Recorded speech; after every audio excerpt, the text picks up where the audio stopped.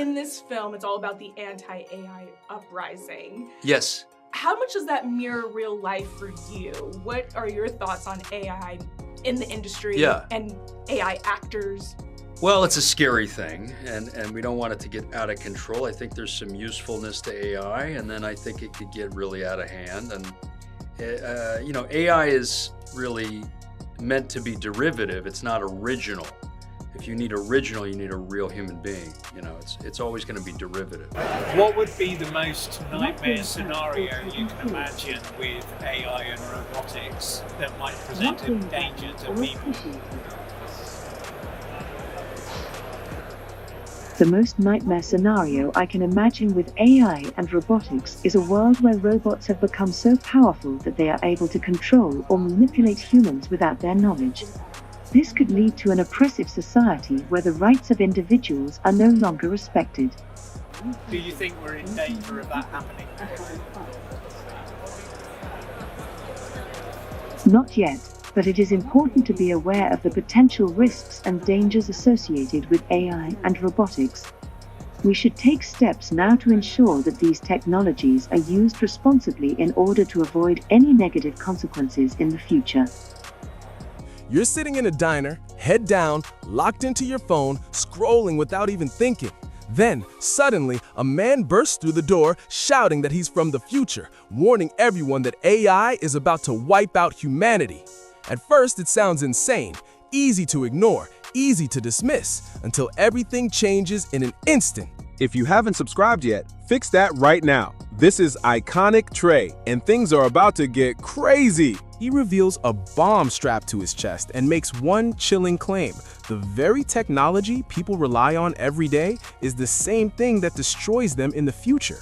That's the opening of Good Luck, Have Fun, Don't Die. And it doesn't waste time. It grabs attention and forces a question most people avoid. Because while it plays out like a movie, the idea behind it hits a lot closer to reality than people expect. This story dives into a future shaped by the same habits we see today: constant screens, endless scrolling, growing dependence on systems most people don't fully understand. At the center of it all is a desperate mission. A survivor travels back in time, trying to stop a single moment that leads to everything falling apart. His target? A young boy tied to the creation of the technology that changes everything. When he tries to warn others, nobody listens, just blank stares, confusion, and disbelief. And that reaction, it might be the most realistic part of the entire story. The people in that diner aren't just ignoring him, they can't even look up. Every single person is locked into their screen, completely disconnected from what's happening right in front of them. It takes a direct threat just to snap them out of it.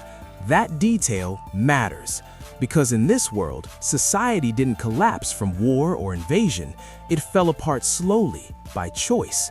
People traded the real world for something easier, a digital escape that felt better, smoother, more controlled. That's where things take a darker turn. Instead of chasing real goals, building real lives, and facing real challenges, they chose convenience. They uploaded themselves into a system designed to simulate perfection, a cloud-based existence where everything feels good, but nothing is real. That's the trap. It doesn't look like a prison. No walls, no guards, no force, just comfort, ease, and endless stimulation. But underneath it all, control shifts completely. The film's message is clear. Humanity wasn't conquered, it gave itself away. Because when you compare it to today, the parallels start to show.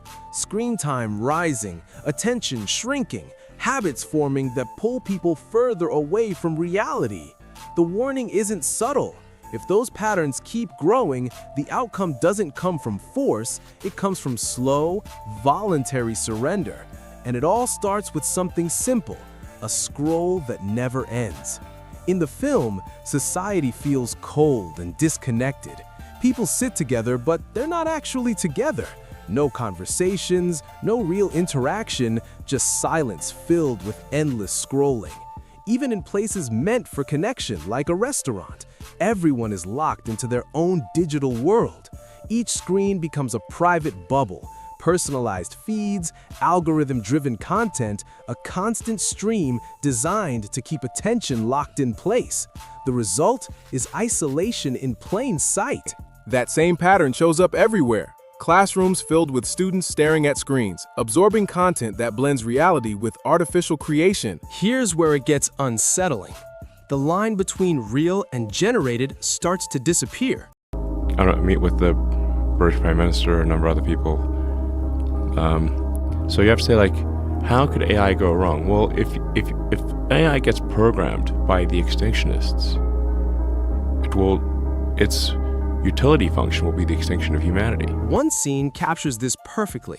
A massive AI-generated creature appears, clearly dangerous, right in front of people. Nobody reacts, not because it isn't a threat, but because they can't tell if it's real. That's the damage. When people are constantly exposed to artificial visuals, their instincts start to weaken. They hesitate, second-guess, freeze. The film pushes that idea to the extreme, but the reflection is hard to ignore. Today, content is evolving fast. Videos, images, voices, everything can be generated, edited, or altered. That creates a new kind of confusion. A world where seeing something doesn't automatically mean believing it, and not believing it might come at the worst possible moment. That's how the foundation gets built. Small choices stack up, choosing screens over conversations, comfort over challenge, digital over physical. The film pushes it to the extreme, but the direction feels familiar. Not a sudden collapse, but a slow shift where people trade control for convenience without realizing what they're giving up. This is where the film goes deeper than just technology. It turns into a reflection of human nature. The AI isn't just a machine. It mirrors what people already want: comfort, ease, escape from struggle. That's the real critique. A society that prefers feeling good over being free, even if that freedom comes with discomfort. Now the message shifts. It moves from social commentary into something much heavier, a symbolic warning layered throughout the story. One of the clearest examples is the child at the center of it all, the young boy tied to the creation of the system that changes everything. His role isn't random. He represents something larger, a figure that offers solutions, promises relief, and gains trust quickly. That's what makes it powerful, because the system he's connected to doesn't look threatening. It looks helpful. It solves problems, removes pain, and creates a world people actually want to enter. That's how acceptance happens, not through fear, but through attraction. The danger builds from there. Your Majesties, this year the Nobel Committees in Physics and Chemistry have recognized the dramatic progress being made in a new form of artificial intelligence. This new form of AI excels at modeling human intuition rather than human reasoning. Unfortunately, the rapid progress in AI comes with many short-term risks. In the near future, AI may be used to create terrible new viruses and horrendous lethal weapons that decide by themselves who to kill or maim. We have no idea whether we can stay in control.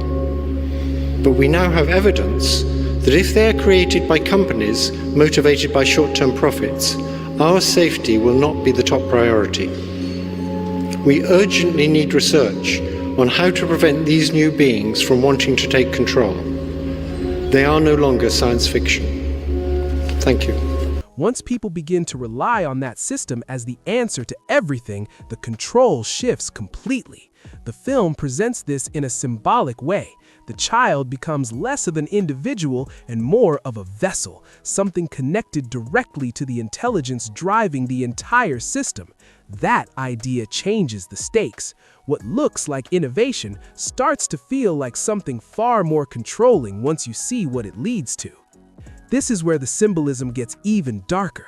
The boy isn't presented like a normal child. He feels empty, controlled, almost artificial, a vessel instead of a person. That detail matters. When he finally appears, the setting tells its own story. A dark room, minimal light, and a massive screen glowing behind him. At the center, a sharp geometric symbol that immediately draws attention. Nothing about that scene feels accidental. The visual suggests something bigger than just technology. It feels calculated, intentional, almost ritualistic in the way it's framed. His presence shifts the tone completely. This isn't framed as the future of innovation. It feels like something older, something deceptive, wrapped in a modern form. That's the unsettling idea. Today's world is already shaped by algorithms deciding what people see, what they think about, and how they spend their time. The more personalized it becomes, the harder it is to step away. Humanity doesn't lose control overnight. It builds the system step by step, then hands over authority without realizing what it's created. The film pushes that concept hard. Not a takeover from the outside, but a creation from within. Once that system is in place, people aren't leading anymore, they're sustaining it, feeding it, maintaining it, becoming part of it. There's another layer that often gets overlooked. The story introduces a response to large-scale tragedy, something referred to as a replacement protocol. That's where the film goes from unsettling to deeply disturbing. In this world, loss isn't processed, it's replaced. Parents face something unimaginable, the kind of tragedy that should stop everything. But instead of grief, reflection, or healing, they're offered a solution, a replacement, an artificial version of the child they lost, designed to look the same, act the same, feel the same. That's the shift. Pain isn't confronted, it's erased. The system removes the need to grieve, to question, to even understand what happened. From everything you know, everything you understand, is generative AI potentially an existential threat to the human species? I think that's what I've been saying, yes. It really is an existential threat. Some people say this is just science fiction, and until fairly recently I believed it was a long way off. I always thought it would be a very long-term threat, but I thought it would be 100 years before we had really smart things. 50 years maybe. We have plenty of time to think about it. Now I think it's quite likely that sometime in the next 20 years, these things will get smarter than us, and we really need to worry about what happens then. That creates a dangerous outcome. When reality becomes optional, people lose their connection to it. The film pushes this idea to its limit. Technology doesn't just assist, it overrides. It steps in and replaces what used to be human, emotional, and irreplaceable.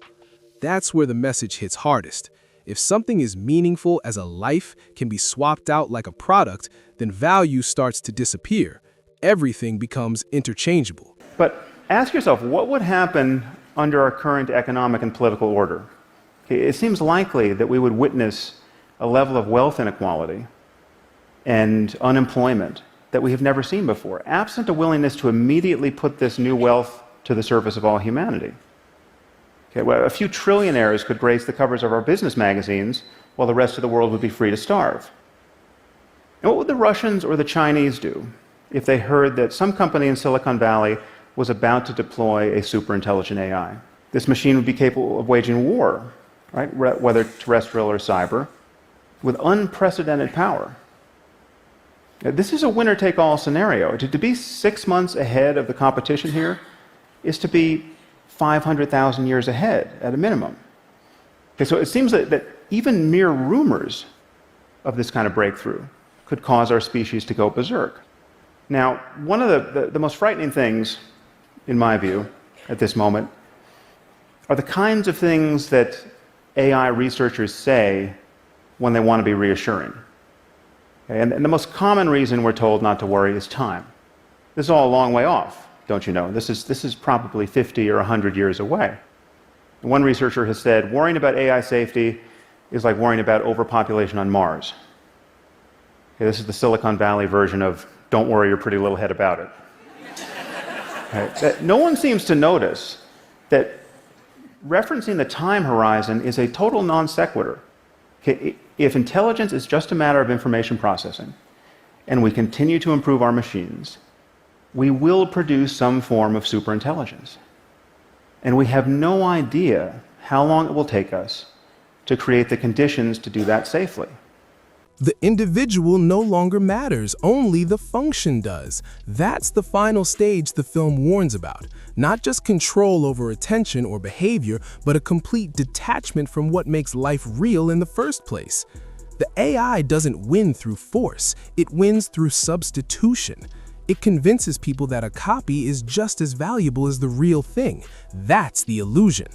Once that belief takes hold, the shift happens quietly. Real connection gets replaced by simulation, and over time, the difference starts to matter less and less. That idea feels closer to reality than people might expect. Digital companions, AI voices, recreated personalities, technology is already moving in that direction. The line between authentic and artificial keeps getting thinner. Accept the substitute long enough, and the original starts to fade. That's the warning the film is pushing. Then there's another layer hidden throughout the story, a number that keeps showing up again and again, 47. It's everywhere. Addresses, group counts, small details that seem random at first. Even something as minor as a change in someone's pocket or the label of a group ties back to it. That repetition feels intentional. Details like that usually aren't accidental. They're placed to mean something. For most viewers, it might look like a simple Easter egg. Others see it differently. They interpret it as symbolic, something tied to deeper meaning or patterns built into the story. That's where the film invites a different kind of analysis, not just what's happening on the surface, but what might be hidden underneath it all. One of the scariest conversations I was privy to was a friend of mine who's a billionaire in London.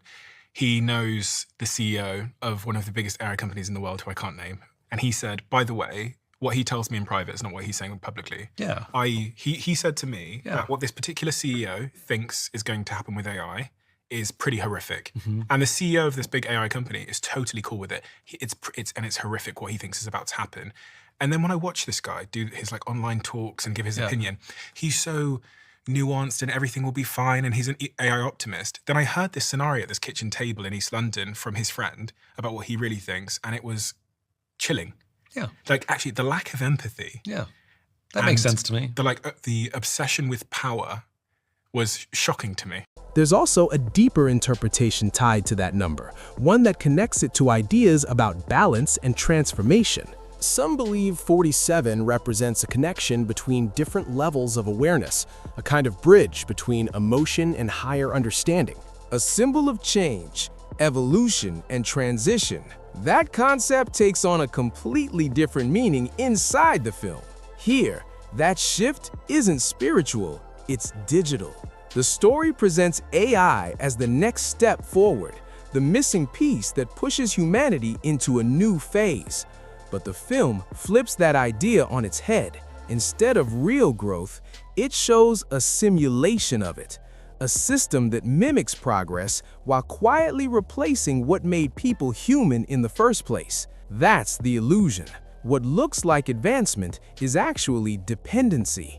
The repeated use of 47 starts to feel less like coincidence and more like a marker, something signaling a turning point in the story, a moment where everything changes direction. Some viewers see this as symbolic of completion, the final step before a major shift takes place. Placed at the center of a story about collapse, it starts to feel like a warning sign rather than a hidden detail. Different interpretations exist. Some see the entire narrative as a simulation within the film itself.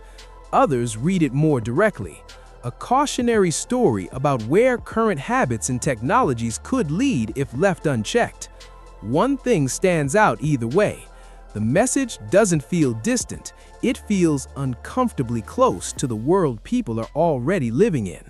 Right now, it feels like everything is heading toward a decision point. One direction keeps pulling deeper into convenience, more reliance, more automation, more time spent inside systems that slowly take control without resistance. The other path is harder, less comfortable, less predictable, but still grounded in reality. That's the tension this story leaves behind. Because unlike the film, this isn't something already decided. There's still a choice being made every day through habits, attention, and how time is spent. Small actions matter more than they seem. Stepping away from constant screens, reconnecting with people, being present in real moments. Those choices push things in a completely different direction. That's what makes this message stick.